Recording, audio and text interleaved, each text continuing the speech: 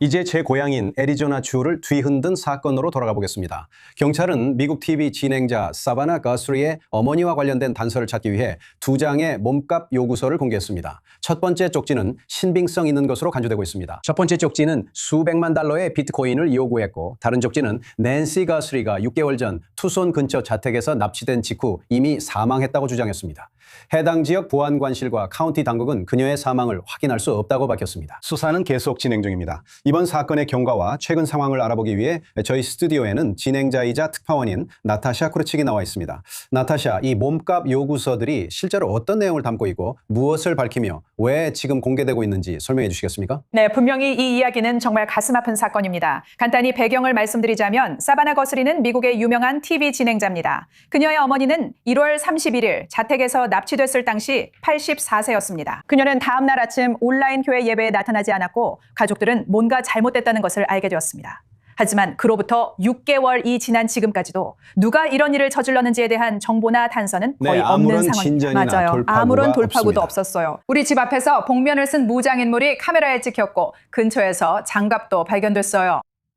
거기서 확인할 수 있는 DNA는 없었어요. 그래서 지금 상황은 사막이 절박해졌습니다. 경찰은 누군가가 몸값 요구서의 필체를 알아보고 실제 범인에 대한 제보를 원해 2장의 몸값 요구서를 공개했습니다. 이제 그걸 살펴보겠습니다. 말씀하신 그 몸값 요구서 말이에요. 기본적으로 아주 직설적이었어요. 본질적으로 몸값을 요구하는 내용이었고 아주 사무적으로 며칠 안에 400만 달러를 비트코인으로 요구했어요. 그리고 나서 다시 660만 달러로 금액을 올렸죠. 미국 달러로요. 이 금액은 월요일 오후 5시까지 내야 해요.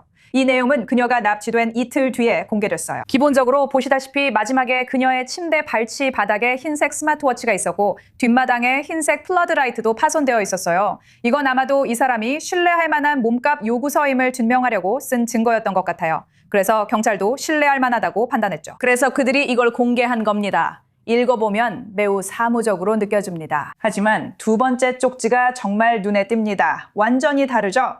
가능하다면 지금 바로 보여드릴게요. 일어난 일에 대해 분명히 매우 화가 난 것처럼 보이는 개인의 쪽지예요.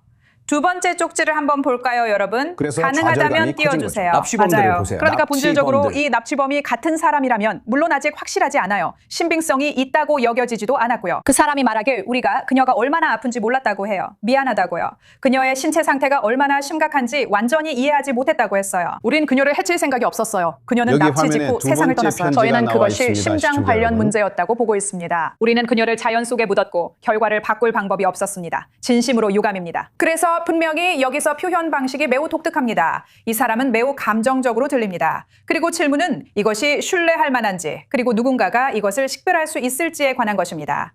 죄송합니다. 이 글이 실제로 누가 이 범죄를 저질렀는지에 대한 단서를 줄 수 있는지입니다. 그럼 지금 이 시점에서 우리가 아는 것은 무엇일까요? 제 말은 이것은 우선 여기 들어오는 복면을 쓴 공격자들의 영상이 있습니다. 정말 소름 끼치는 장면이죠. 분명히 이건 범죄가 개입된 사건임이 분명합니다. 그리고 이런 일이 처음 있는 것도 아니고요. 수사관들이 이런 사건에서 용의자 식별을 위해 자필 문서를 공개하는 건 절대 처음이 그렇지 아닙니다. 않아요. 이런 방식이 예전에 효과가 있었나요? 실제로 효과를 본 적이 있나요? 실제로 효과가 있었어요. 그래서 가장 유명한 사례는 사실 테드 카진스키와 관련된 거예요. 그는 유나밤으로 알려져 있죠. 이 일은 90년대에 일어났어요. 그는 전국적으로 우편폭탄 테러를 벌인 국내 테러범이었어요. 그는 테러에서 3명을 살해했고 대학과 항공사를 노려 유나바머라는 별명이 붙었어요. 유나바머는 대학과 항공사를 노린 폭탄범이라는 뜻입니다. 그리고 그는 사실상 선언문을 발표했어요. 90년대 경찰은 그 선언문을 신문에 게재하겠다고 했죠. 누군가가 그 글쓰기 스타일을 알아볼 수 있기를 바랐던 거예요. 그리고 실제로 그의 형이 그 글을 보고 그를 알아봤고 그 덕분에 그를 체포할 수 있었어요. 하지만 요즘은 챗GPT 같은 게 있어서 편지를 사람이 직접 쓴 건지도 알기 어렵죠. 이런 몸값 요구 편지들도 그냥 또 다른 AI가 생성한 메시지일 수도 있었던 거죠. 이 편지들이 공개된 후 실제 반응을 지켜보는 것도 흥미로울 거예요. 이 가족에게 위로를 전합니다. 힘든 상황이겠죠? 나타샤, 소식 고마워요.